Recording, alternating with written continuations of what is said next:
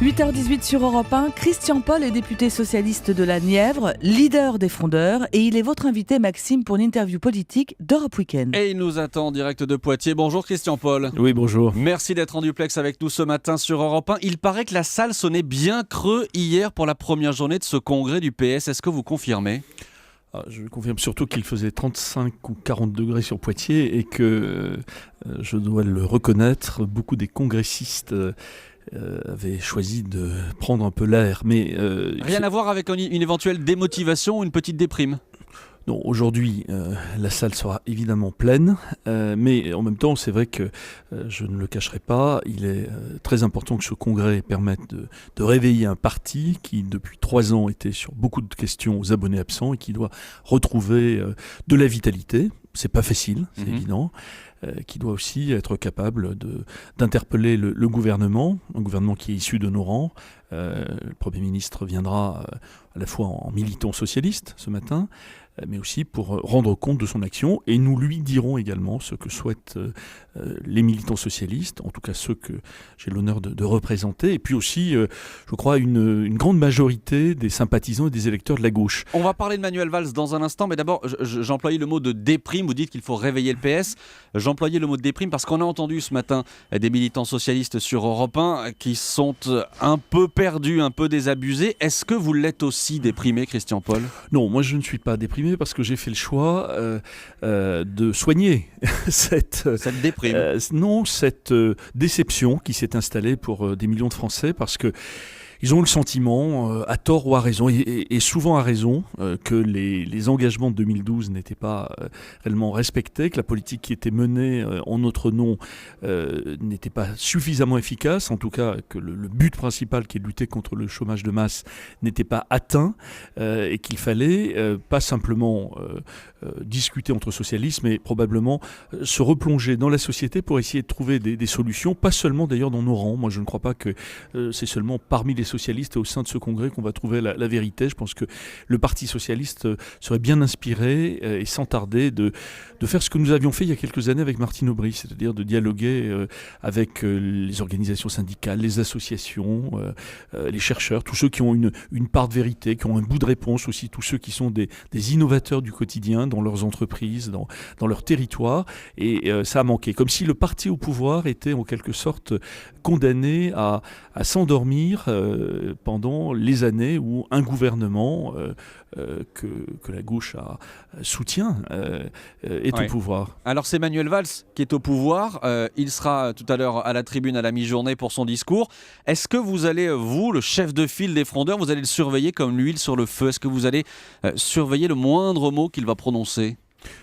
D'abord, je l'ai souvent dit, je ne revendique pas le terme de frondeur. Je veux le redire aussi ce matin. Je suis de ceux qui ont alerté la majorité, le gouvernement, après les défaites cinglantes que nous avons essuyées depuis 1 an. Je suis aussi venu à Poitiers comme représentant d'une force de proposition pour améliorer les politiques que mène le gouvernement. Donc c'est ainsi que le dialogue doit s'établir. Nous ne sommes pas une opposition interne. Je ne viens pas donner des notes à Manuel Valls. J'attends en revanche que lui aussi soit à l'écoute. Le Parti socialiste a besoin d'être respecté. Il doit être respecté des Français, il est là pour les servir. Il doit être aussi respecté du gouvernement. Et je le dis aussi parce que nous sommes à quelques jours du réexamen de la loi Macron.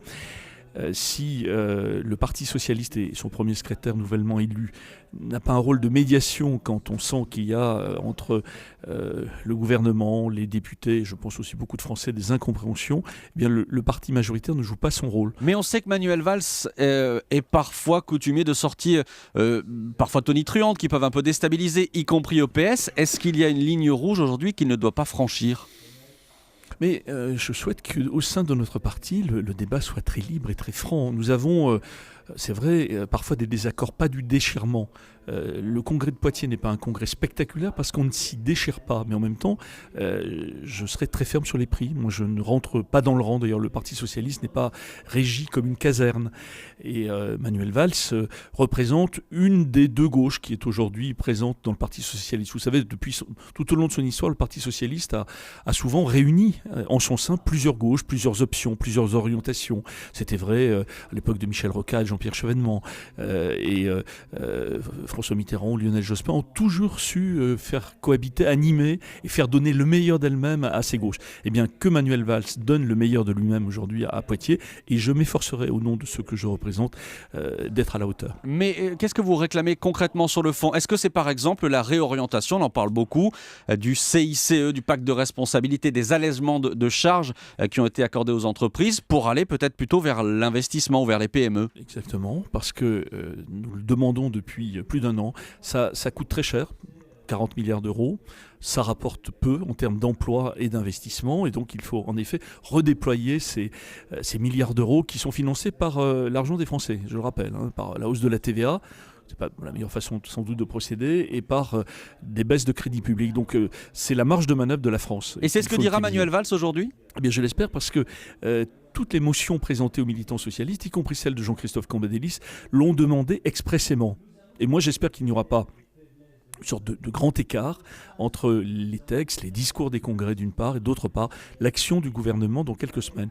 Et je suis là pour être en effet vigilant à ce qu'il n'y ait pas ce grand écart entre les discours et les actes. Et Martine Aubry dans tout ça, Christian Paul, il paraît qu'elle fait la tête, est-ce que vous l'avez vu ? Non, je ne l'ai pas encore rencontrée et saluée, mais je serai heureux de la voir, et je l'espère de l'entendre cet après-midi. Mais apparemment elle ne veut rien dire à Poitiers. Quel est son rôle aujourd'hui à Martine Aubry au sein du PS ?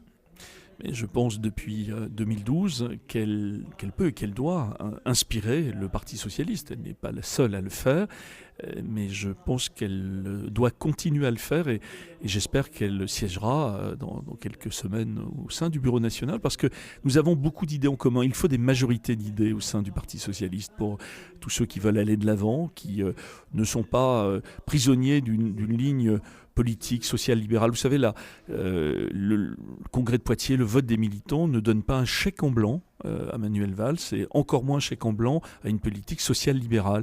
Et il faut que nous soyons nombreux.